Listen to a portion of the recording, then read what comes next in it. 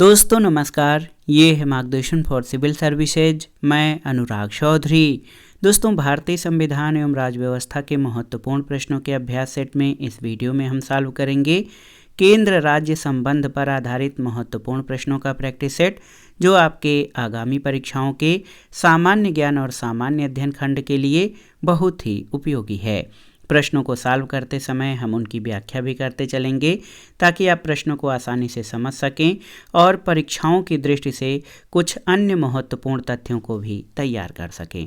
तो आइए शुरू करते हैं भारतीय संविधान एवं राज्य व्यवस्था के अंतर्गत केंद्र राज्य संबंधों पर आधारित महत्वपूर्ण प्रश्नों का प्रैक्टिस सेट। पहला प्रश्न है, केंद्र सरकार तथा राज्यों के मध्य आर्थिक संबंधों की विवेचना किस अनुच्छेद के अंतर्गत की गई है? ऑप्शन है अनुच्छेद 168 से 171, अनुच्छेद 268 से 281, अनुच्छेद 278 से 291 या फिर अनुच्छेद 289 से 295। तो सही उत्तर क्या हो जाएगा? अनुच्छेद 268 से 281। दोस्तों, केंद्र सरकार और राज्यों के मध्य आर्थिक या वित्तीय संबंधों की विवेचना भारतीय संविधान के अनुच्छेद 268 से 281 संघ और राज्यों के मध्य राजस्वों के वितरण के अंतर्गत की गई है। तो याद रखिएगा, केंद्र सरकार और राज्यों के मध्य आर्थिक या वित्तीय संबंधों की विवेचना अनुच्छेद 268 से 281 में वर्णित है। अगला प्रश्न है, भारतीय संविधान का अनुच्छेद 249 संबंधित है किससे? तो उत्तर है राज्य सूची के विषयों के संबंध में संसद की विधायी शक्तियों से। भारतीय संविधान के अनुच्छेद 249 राज्य सूची के विषयों के संबंध में संसद की विधायी शक्तियों से संबंधित है। इसके तहत राष्ट्रीय हित में किसी विषय पर राज्यसभा के विशेष बहुमत यानी उपस्थित और मत देने वाले 2/3 बहुमत द्वारा समर्थित प्रस्ताव के बाद संसद उसके राज्य सूची में होने पर भी उस पर विधि बना सकती है। अगला प्रश्न है, अनुच्छेद 249 के खंड 1 के अंतर्गत पारित प्रस्ताव निम्नलिखित में से किससे अधिक समय के लिए प्रवृत्त नहीं रहेगा? 1 माह, 3 माह, 6 माह या 1 वर्ष? तो सही उत्तर 1 वर्ष, ऑप्शन डी। दोस्तों, अनुच्छेद 249 के खंड 2 के अनुसार खंड 1 के अंतर्गत पारित प्रस्ताव 1 वर्ष से अधिक समय के लिए प्रवृत्त नहीं रहेगा। अगला प्रश्न है, केंद्र राज्य संबंध किस अनुसूची में वर्णित है? आपको बताना है। तो ये आसान सा प्रश्न है और आप जानते हैं केंद्र राज्य संबंधों का वर्णन 7वीं अनुसूची में है। ऑप्शन ए आपका सही है। संविधान के अनुच्छेद 246 के तहत केंद्र और राज्यों के मध्य विधायी शक्तियों के बंटवारे के लिए 3 सूचियां संघ सूची, राज्य सूची और समवर्ती सूची की व्यवस्था है, जिन्हें संविधान की 7वीं अनुसूची में वर्णित किया गया है। अगला प्रश्न है, भारतीय संविधान के किस भाग में केंद्र राज्य विधायी संबंध दिए गए हैं? तो उत्तर है भाग 11 में, ऑप्शन बी। दोस्तों, याद रखिएगा, भारतीय संविधान के भाग 11 के अध्याय 1 में केंद्र राज्य विधायी संबंधों का वर्णन अनुच्छेद 245 से 255 के मध्य किया गया है। साथ ही विभिन्न विधायी विषयों को संविधान की 7वीं अनुसूची की 3 सूचियों संघ सूची, राज्य सूची और समवर्ती सूची में विभाजित किया गया है।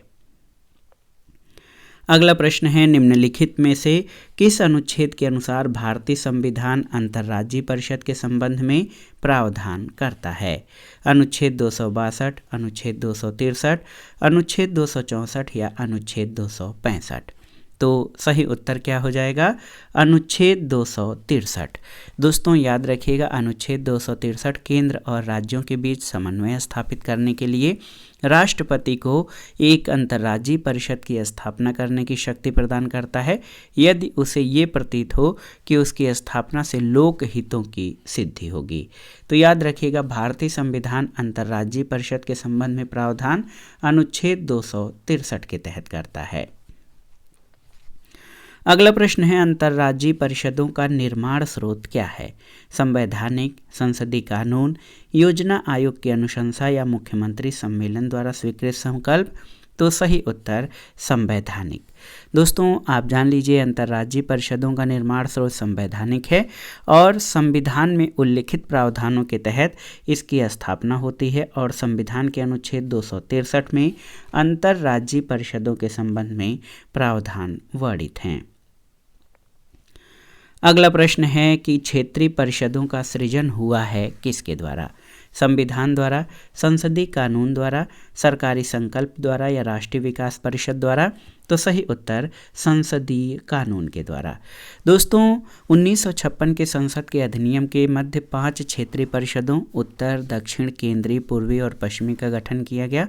1971 में पूर्वोत्तर के राज्यों के लिए पूर्वोत्तर परिषद का गठन उत्तर पूर्वी परिषद अधिनियम 1972 के तहत किया गया और गृह मंत्री जो होते हैं ये प्रत्येक क्षेत्रीय परिषद के अध्यक्ष होते हैं। अगला प्रश्न है निम्नांकित में से कौन सा एक क्षेत्रीय परिषदों का लक्षण नहीं है? यहाँ पर 4 विकल्प दिए गए हैं, इसमें से एक जो है वो क्षेत्रीय परिषदों का लक्षण नहीं है। यह एक संवैधानिक संस्था है। 5 क्षेत्रीय परिषदों की स्थापना राज्यों के पुनर्गठन अधिनियम 1956 के अंतर्गत की गई है। यद्यपि चंडीगढ़ राज्य नहीं है फिर भी एक क्षेत्रीय परिषद में शामिल किया गया है। यह एक परामर्शदात्री संस्था है। तो क्षेत्रीय परिषदों का लक्षण क्या नहीं है कि यह एक संवैधानिक संस्था है। दोस्तों आप जान लीजिए क्षेत्रीय परिषद एक सांविधिक यानी स्टैच्यूटरी निकाय है, न कि संवैधानिक संस्था। 5 क्षेत्रीय परिषदों का गठन राज्यों के बीच अंतर्राज्य सहयोग और समन्वय बढ़ाने के लिए राज्य पुनर्गठन अधिनियम 1956 के तहत किया गया था। तो यह एक संवैधानिक संस्था है, ये गलत है। अगला प्रश्न है कि संविधान के किस प्रावधान में कहा गया है कि विधि के प्राधिकार के बिना न तो कोई कर लगाया जा सकता है और न ही एकत्रित किया जा सकता है? तो सही उत्तर आर्टिकल 265 यानी अनुच्छेद 265। दोस्तों आप जान लीजिए कि संविधान के अनुच्छेद 265 में कहा गया है कि कोई कर विधि के प्राधिकार से ही अधिरोपित या संग्रहित किया जाएगा, अन्यथा नहीं। अगला प्रश्न है सरकारीय आयोग गठित हुआ था समीक्षा करने के लिए किसकी? तो सही उत्तर है संघ और राज्यों के मध्य संबंधों की। दोस्तों आप जान लीजिए कि ऑप्शन डी आपका सही उत्तर है। सरकारीय आयोग जो है ये केंद्र राज्य संबंधों पर विचार करने, उनको सुदृढ़ करने के लिए सुझाव देने के लिए न्यायमूर्ति आर.एस. सरकारिया की अध्यक्षता में जून 1983 में एक आयोग गठित किया गया था। बी शिवरामन तथा एस.आर. सेन इसके 2 सदस्य थे। आयोग ने जनवरी 1988 में अपनी रिपोर्ट दी थी और ये केंद्र राज्य संबंधों पर आधारित आयोग था। अगला प्रश्न है किस आयोग ने अस्थायी अंतर्राज्यीय परिषद जो अंतर सरकारी परिषद के नाम से जानी जाती है उसकी स्थापना का समर्थन किया था? ऑप्शन है पुंछी आयोग, सरकारिया आयोग, राधाकृष्णन आयोग या मोइली आयोग। तो सही उत्तर सरकारिया आयोग ऑप्शन बी। दोस्तों सरकारिया आयोग ने अपनी रिपोर्ट में अस्थायी अंतर्राज्यीय परिषद की स्थापना का समर्थन किया था। इसी के अनुसरण में मई 1990 में संविधान के अनुच्छेद 263 के तहत राष्ट्रपति के आदेश के माध्यम से प्रधानमंत्री की अध्यक्षता में अंतर्राज्यीय परिषद का गठन किया गया था। अगला प्रश्न है कौन भारत में संघ राज्य संबंधों से संबंधित नहीं है? सरकारिया आयोग संबंधित है, आप देख लीजिए। राजमन्नार समिति ये भी संबंधित है। इंद्रजीत गुप्ता समिति ये नहीं संबंधित है। पुंछी आयोग का संबंध भी केंद्र राज्य संबंधों से है। तो इंद्रजीत गुप्ता समिति ये संघ राज्य संबंधों से संबंधित नहीं है। इंद्रजीत गुप्ता समिति जो है 1998 में चुनाव सुधार और जन प्रतिनिधित्व अधिनियम 1951 में संशोधन के लिए सुझाव देने के लिए इस समिति का गठन किया गया था। अगला प्रश्न है क्या संविधान के अंतर्गत भारतीय संघ के राज्य विदेशी ऋण सीधे लेने की शक्ति रखते हैं? हाँ, नहीं, हाँ पर केवल अंतर्राष्ट्रीय संगठनों से, हाँ पर केवल भारतीय रिजर्व बैंक की अनुमति से। तो याद रखिएगा नहीं, नहीं, नहीं सही उत्तर हो जाएगा। और आप जान लीजिए भारतीय संविधान के अनुच्छेद 293 के तहत राज्यों की कार्यपालिका शक्ति का विस्तार उस राज्य की संचित निधि की प्रतिभूति पर ऐसी सीमाओं के भीतर यदि कोई हो जिन्हें ऐसे राज्य का विधानमंडल समय समय पर विधि द्वारा नियत करे भारत के राज्य क्षेत्र के भीतर उधार लेने तक और ऐसी सीमाओं के भीतर प्रत्याभूति देने तक ही है। इसलिए ये स्पष्ट है कि संविधान के अंतर्गत भारतीय संघ के राज्य विदेशी ऋण सीधे प्राप्त नहीं कर सकते हैं। राज्यों द्वारा विदेशी ऋण संघ सरकार के माध्यम से भारत सरकार की प्रत्याभूति या गारंटी पर ही प्राप्त किया जा सकता है। अगला प्रश्न है, राज्य सरकारों को कृषि आयकर कौन समनुदेशित करता है? वित्त आयोग, राष्ट्रीय विकास परिषद, अंतर्राज्य परिषद या भारत का संविधान? तो सही उत्तर भारत का संविधान, ऑप्शन डी। याद रखिएगा, संविधान की 7वीं अनुसूची के तहत राज्य सूची में प्रविष्टि संख्या 46 के तहत कृषि आय पर कर का उल्लेख है। ये विषय राज्यों के अधिकार क्षेत्र में है। साथ ही संविधान के अनुच्छेद 274 में कृषि आयकर या ऐसे कराधान जिसमें राज्य हितबद्ध हैं, इनके लिए प्रावधान निहित किए गए हैं। अगला प्रश्न है, भारत के संविधान में किस अनुच्छेद में करों को केंद्र द्वारा लगाया और एकत्रित किया जाता है लेकिन केंद्र और राज्यों के बीच वितरित किया जाता है? अनुच्छेद 268, 269, 270 और 271। तो सही उत्तर अनुच्छेद 270।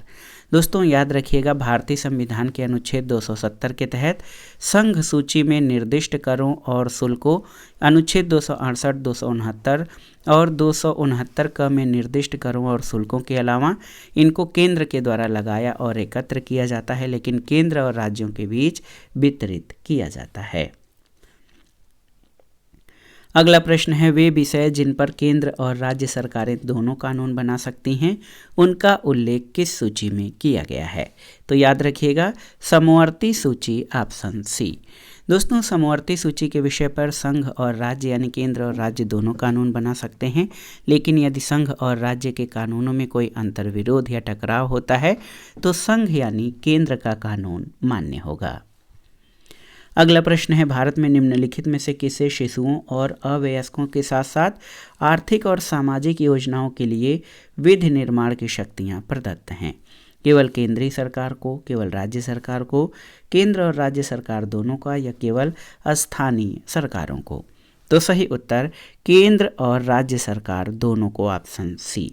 दोस्तों याद रखिएगा, बहुत ही महत्वपूर्ण प्रश्न है ये आप सभी के लिए। ऑप्शन सी सही उत्तर हो जाएगा। क्यों?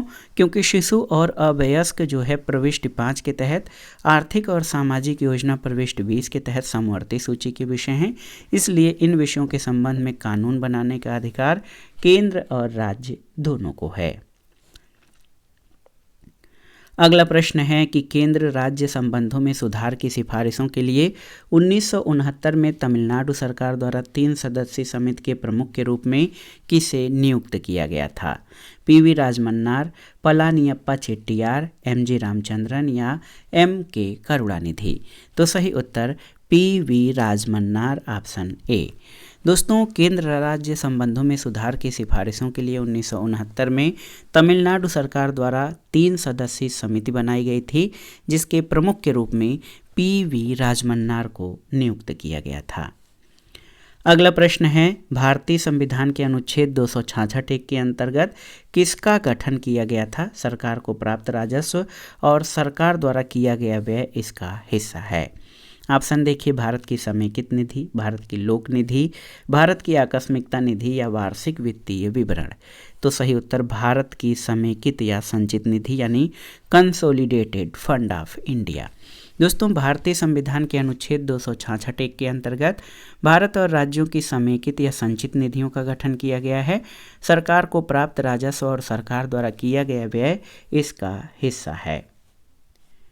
अगला प्रश्न है दोस्तों, भारत के केंद्र राज्य संबंध प्रभावित होते हैं किससे? आपको बताना है। देखिए, संविधान के प्रावधानों से, नियोजन प्रक्रिया से, राजनीतिक हितों के अंतर्विरोध से या हुक्म चलाने की इच्छा प्रबलता से। तो ये चारों ही आपके सही हैं, ऑप्शन डी सही उत्तर हो जाएगा। इसकी आप व्याख्या ऐसे कर सकते हैं कि केंद्र और राज्यों के मध्य बेहतर संबंधों की स्थापना के लिए उनके मध्य विधायी, प्रशासनिक और वित्तीय संबंधों का वर्णन संविधान के भाग 11 और 12 में किया गया है। और आप जानते हैं कि भारत में केंद्रीय नियोजन प्रणाली को अपनाया गया है।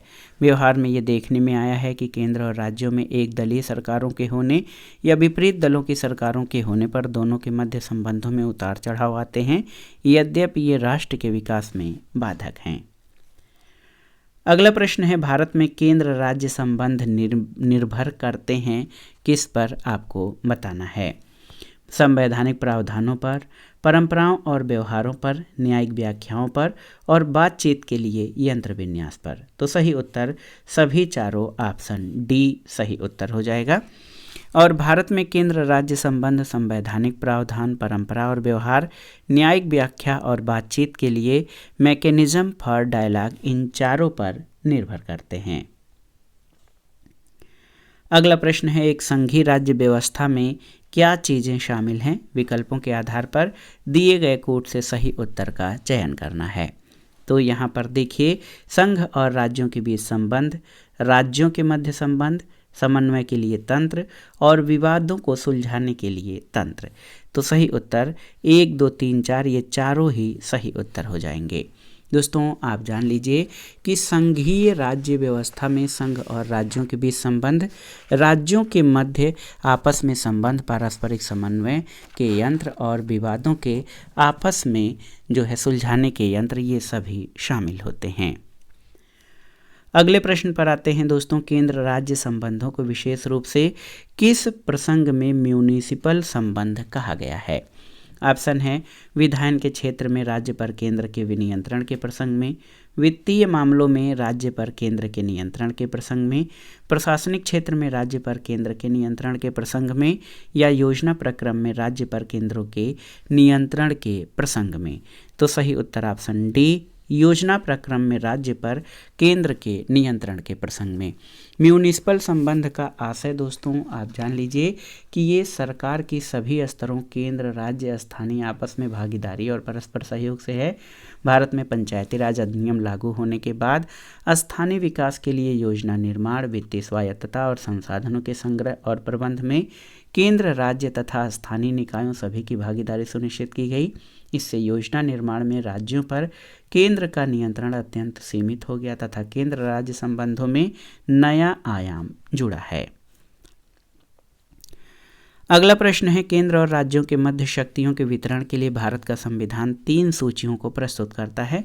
कौन से 2 अनुच्छेद शक्तियों के वितरण को विनियमित करते हैं? तो सही उत्तर अनुच्छेद 245 और 246।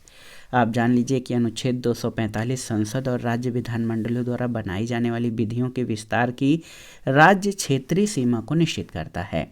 अनुच्छेद 246 7वीं अनुसूची की सूची 1 संघ सूची में शामिल किसी भी विषय पर केंद्र को और सूची 2 राज्य सूची में शामिल विषयों पर राज्यों को कानून बनाने की इजाज़त देता है। वहीं सूची 3 यानी समवर्ती सूची के विषयों पर केंद्र और राज्य दोनों ही कानून बना सकते हैं। इस तरह से अनुच्छेद 245 और 246 केंद्र और राज्यों के मध्य विधायी शक्तियों के वितरण को विनियमित करते हैं। अगला प्रश्न है, भारत में राज्यों के बीच सहयोग और समन्वय प्राप्त करने के लिए निम्नलिखित संस्थाओं में कौन सी संविधानेतर और विधितर संस्थाएं हैं?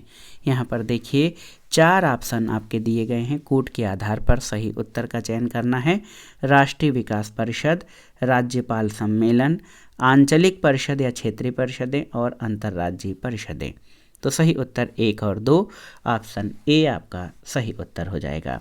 दोस्तों अंतर्राज्यीय परिषद का उल्लेख जो है अनुच्छेद 263 में किया गया है, आप जानते हैं। और आंचलिक या क्षेत्रीय परिषदें संसद के अधिनियमों के प्रावधानों के अंतर्गत गठित की गई हैं, इसलिए ये विधिक संस्थाएं हैं। जबकि राष्ट्रीय विकास परिषद और राज्यपाल सम्मेलन ये संविधानेतर और विधितर संस्थाएं हैं।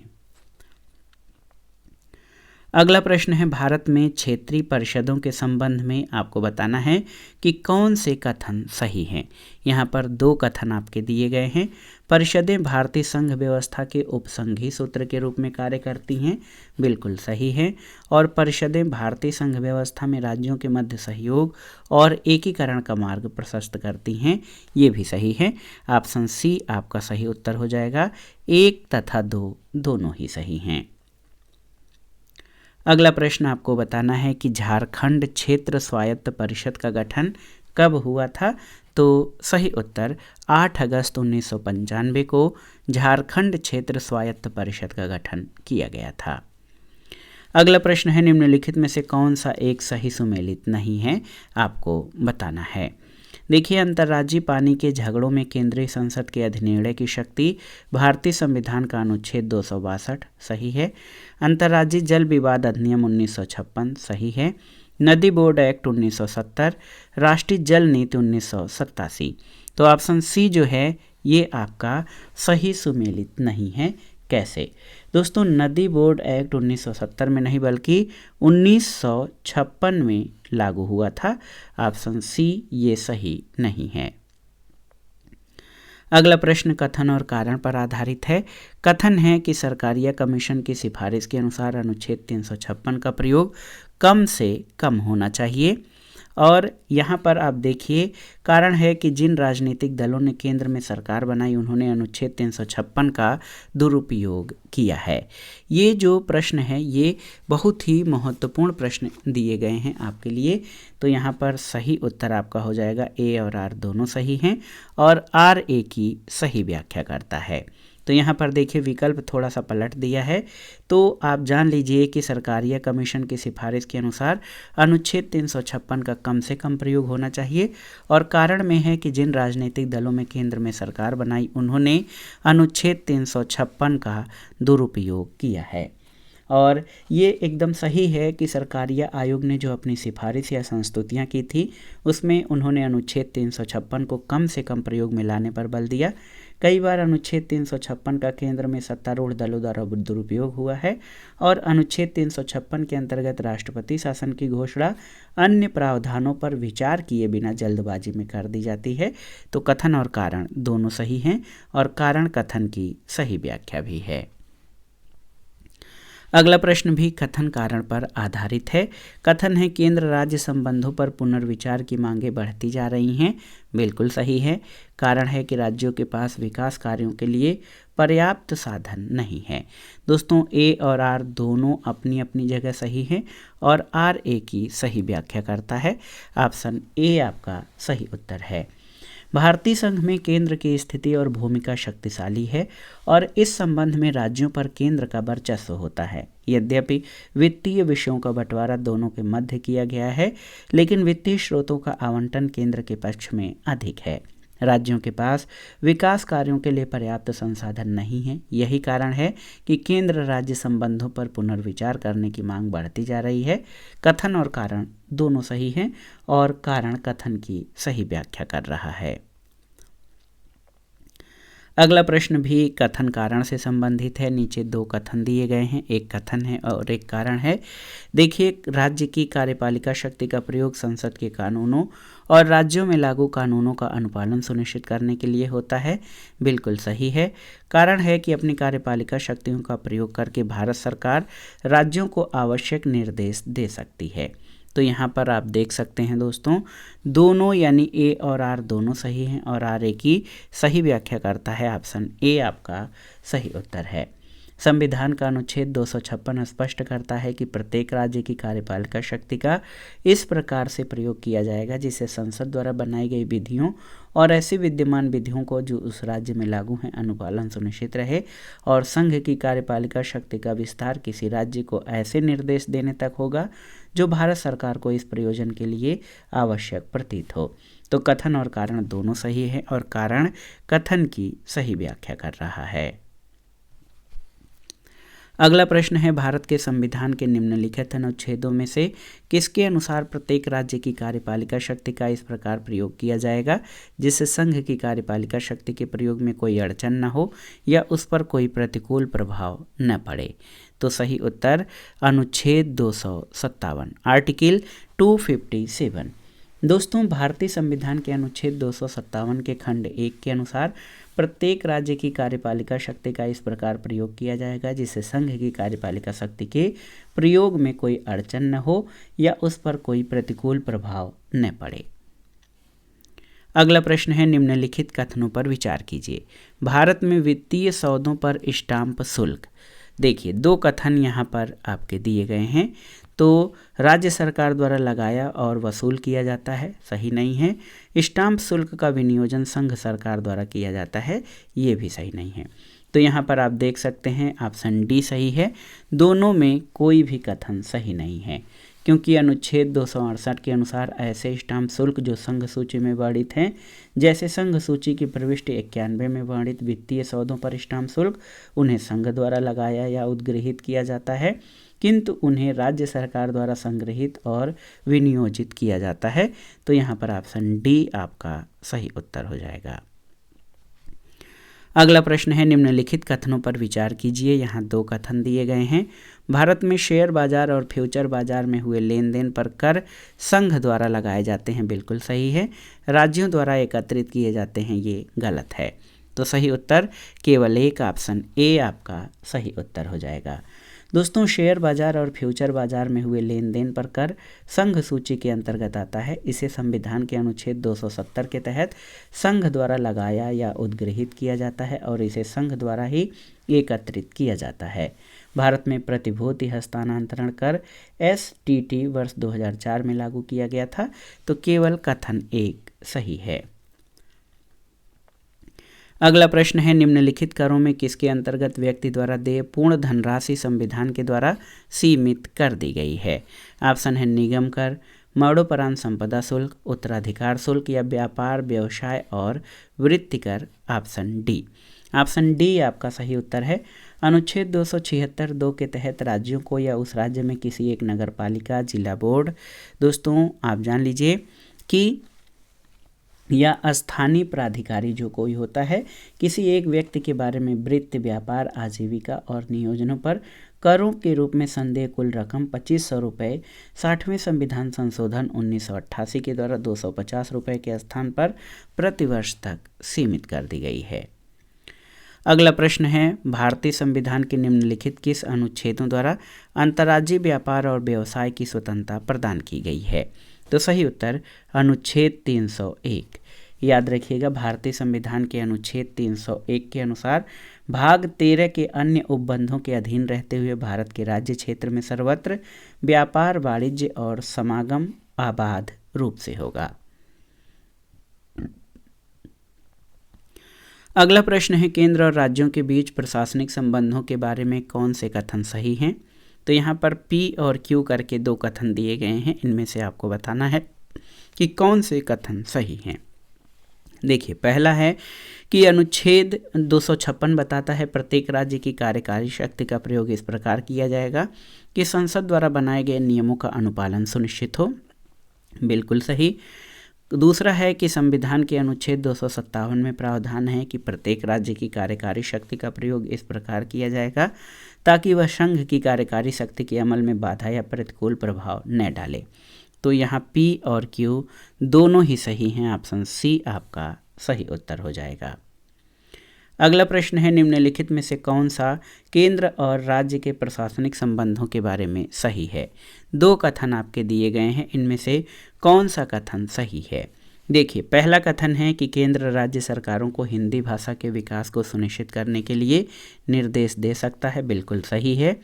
और दूसरा है संसद को किसी अंतर्राज्यीय नदी या नदी घाटी में पानी के उपयोग, वितरण या नियंत्रण के संबंध में किसी भी विवाद या शिकायत पर न्याय निर्णय करने की शक्ति के साथ निहित किया गया है। तो A और B दोनों आपके सही हैं। ऑप्शन C सही उत्तर हो जाएगा। दोस्तों, भारतीय संविधान के अनुच्छेद 351 के अनुसार केंद्र राज्य सरकारों को हिंदी भाषा के विकास को सुनिश्चित करने के लिए निर्देश दे सकता है। इसी तरह अनुच्छेद 262 के अनुसार संसद अंतर्राज्यीय नदियों या नदी घाटी के जल संबंधी विवादों के निर्णय के लिए प्रावधान कर सकेगी। अगला प्रश्न और केंद्र राज्य संबंधों पर आधारित महत्वपूर्ण प्रश्नों के प्रैक्टिस सेट का आखिरी प्रश्न है कि केंद्र और राज्य सरकारों के कानून बनाने के अधिकारों के बारे में कौन सा या कौन से कथन सही हैं। देखिए, P है कि संघ और राज्य सरकारें दोनों समवर्ती सूची के विषयों पर कानून बनाती हैं, बिल्कुल सही है। Q है कि यदि समवर्ती सूची के विषय पर संघ कानून और राज्य कानून में कोई मतभेद होता है तो संघ कानून मान्य होगा, ये कथन भी सही है। तो आप जान लीजिए दोनों ही P और Q दोनों ही कथन आपके सही हैं। भारतीय संविधान के आर्टिकल 246 यानी 246 के अनुसार संघ और राज्य सरकारें दोनों ही समवर्ती सूची के विषयों पर कानून बना सकती हैं। यदि समवर्ती सूची के विषय पर संघ कानून और राज्य के बीच कोई मतभेद होता है तो संघ का कानून मान्य होता है। इसलिए दोनों ही कथन आपके सही हैं। ऑप्शन ए आपका सही उत्तर हो जाएगा। तो दोस्तों ये था आज का वीडियो भारतीय संविधान एवं राज्य व्यवस्था के अंतर्गत केंद्र राज्य संबंधों पर आधारित महत्वपूर्ण प्रश्नों का प्रैक्टिस सेट, जो आपके आगामी विभिन्न परीक्षाओं के सामान्य ज्ञान और सामान्य अध्ययन के साथ विभिन्न राज्यों द्वारा राजनीति विज्ञान और नागरिक शास्त्र विषय से आयोजित परीक्षाओं के भारतीय राज्य व्यवस्था खंड के लिए बहुत ही उपयोगी है। आप इन प्रश्नों को तैयार कर लीजिएगा। वीडियो आपको कैसा लगा हमें कमेंट बॉक्स में ज़रूर बताइएगा। वीडियो को लाइक करें, शेयर करें और इस चैनल मार्गदर्शन फॉर सिविल सर्विसेज को सब्सक्राइब करें। वीडियो देखने के लिए धन्यवाद दोस्तों। नमस्कार।